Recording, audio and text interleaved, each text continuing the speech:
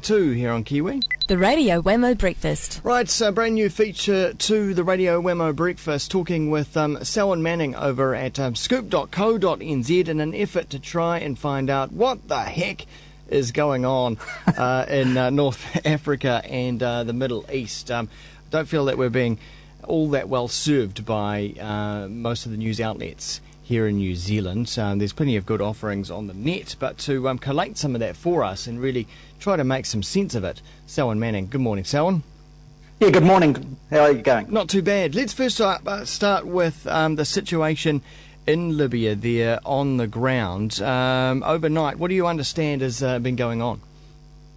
Yeah, well, what's happening is we're seeing the opposition rebels in Libya. They're really sweeping across, from their end, if you like, over in the eastern side of Libya, where the strongholds have been in Benghazi, and they're moving over toward Tripoli. So all of those towns along the coastal areas of the north of Libya, they're systematically kind of working their way across. And what we're finding is that the international coalition forces, with their strikes against the artillery, the tanks, and the soldiers themselves, the infrastructure like radar systems, communication systems, all of that is really paving a way for those rebels to make a move across. So really, it's starting to form in the last few days like a situation where the rebels are organised, and I stress that word organised because they were not organised in the first beginning of this.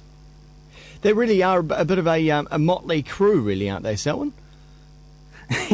Motley crew, it's kind of like a true revolution in a sense. You've got everybody from obviously, office workers, academics, taxi drivers, people from the trades, every walk of life are getting out there and actually trying to take their country off this guy, Gaddafi. So yeah. It's an interesting situation in that regard, in the sense that it just shows you how much pressure has been building over the decades, and one of the fascinating things, I suppose, looking from afar, is really the zest in which those who are kind of getting a sense of their own identity, if you like, are going for it, and putting.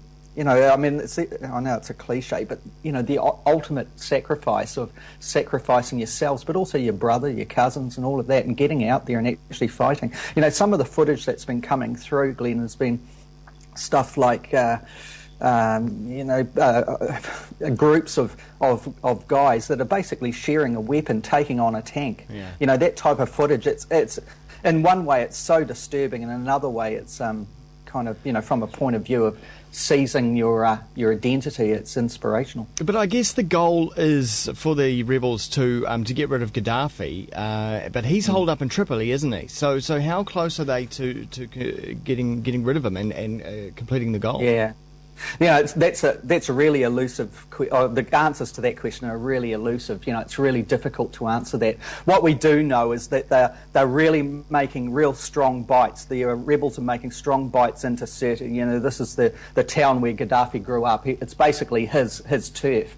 And Gaddafi's loyalists, they are starting to show that they're holding on as long as possible, the closer that the rebel forces are getting to Tripoli itself. So the next step after this town that they're fighting in at the moment is basically Tripoli. If Tripoli starts to show signs of waning or weakening from the point of view of the Gaddafi loyalists, then Gaddafi's got very few other places to go. He's already in the top western corner of Libya. There's not many other places he can get to. It really, in some ways, that Tripoli can be seen as, a symbolic kind of move, really, in the same way that I suppose that history has shown that Nazi Germany held on to Berlin.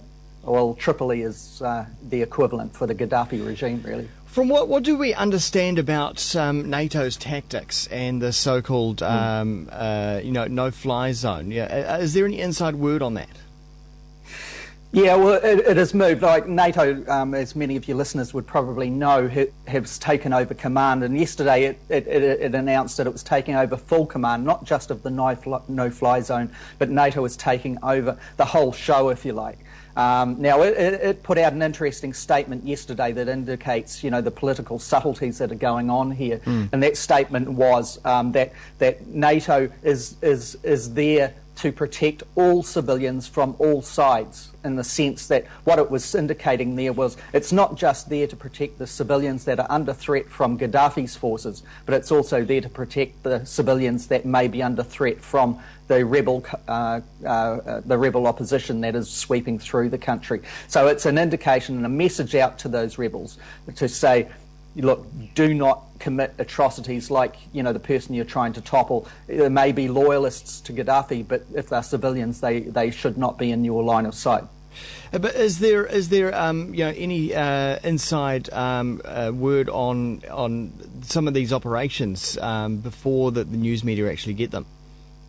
Yeah, there is. There's this really interesting guy. He's a ham radio buff, and he's a former military guy, and he's been up in the Netherlands, who's been intercepting and monitoring air traffic controls, all the military communications that have been going on in this whole theatre, right through from North Europe, as the aircraft and the bombers and the fighters kind of get into their formations. He's been monitoring them as they approach Libya. And it's a really fascinating thing that you're getting the raw information coming out of the actual communications. There's a bit of a loophole there. Even in military manoeuvres like is what's going on at the moment, we are seeing that they have to make some communications into the ordinary air communications area, so that basically other civilian aircraft and airliners don't go and crash into their formations. Of course, because this is normally busy airspace, isn't it? Yeah, it is. And what we're seeing from this guy is information coming through. And, we would triangulate that and watch. And quite often there'd be a lag of almost a day in the beginning of this before the information was confirmed. Now, he's become really accurate in the sense that we've been able to identify, like, for example, in the first sweep, about 3 or 4 days after this whole, retaliation on Gaddafi began, we saw that MI6 was flying in its operatives into Malta, into the base near the top of Libya, and they were going in. We knew what kind of aircraft. We actually knew the aircraft by the tail numbers and the call signs. So you could bring up the photographs of the Dash 8 aircraft that they were ferrying their people in on the internet. Likewise, last week we saw the CIA doing exactly the same with its Gulfstream aircraft coming in, and they were putting their CIA people into Cyprus and Crete. Yeah, there is that network of geeks around the world, isn't there, that hang outside airports all around the world and actually take notes of aircraft taking off and landing. Yeah, that's right. And there's been journalist investigations that have been basing that information from those geeks to really get an idea of what has gone on. For example, one big investigation in the United States actually busted that whole story a few years ago, where the United States was using sites around the world for let's call it torture. That's basically what it was. And that came from a lot of the raw information that was provided by geeks and observing, where it's a bit like train spotting, isn't it? It's a modern version of it. Yeah. Before we go, I do want to touch on Syria and the unrest that's going on there at the moment. How long has the unrest been going on for? Because I don't think that we hear about this stuff until it gets really bad.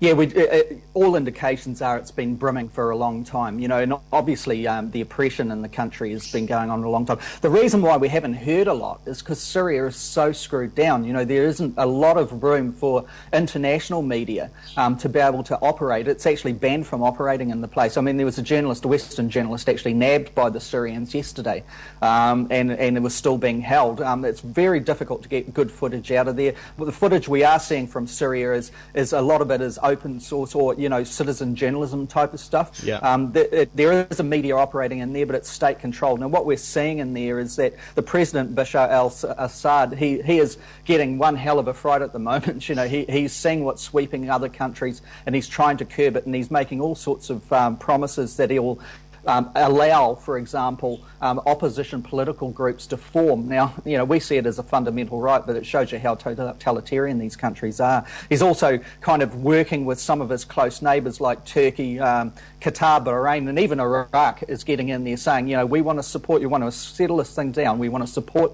you to the president, we want to help you settle this down. But at the same time, they're trying to actually get a situation where it's not done by shooting the opposition protesters in the streets like what happened a couple of days ago, where we saw 20 people basically massacred, and that's just spurred on, obviously, another uprising here. Well, Selwyn, it's definitely a very fast-moving situation, both there in North Africa and the Middle East. But we'll try and stay abreast of it in the weekly slot that we have. But no doubt we'll probably just be treading water. But we'll do our best. We'll try and pick up some where things are going, where the water's running, if you like, and give us a bit of an indication of what will happen in the next few days. And, of course, you can stay up with the play over at scoop.co.nz as well, where all the current news and information is up there as well. Selwyn, thanks so much. We'll catch you next week. Okay, mate. See you soon.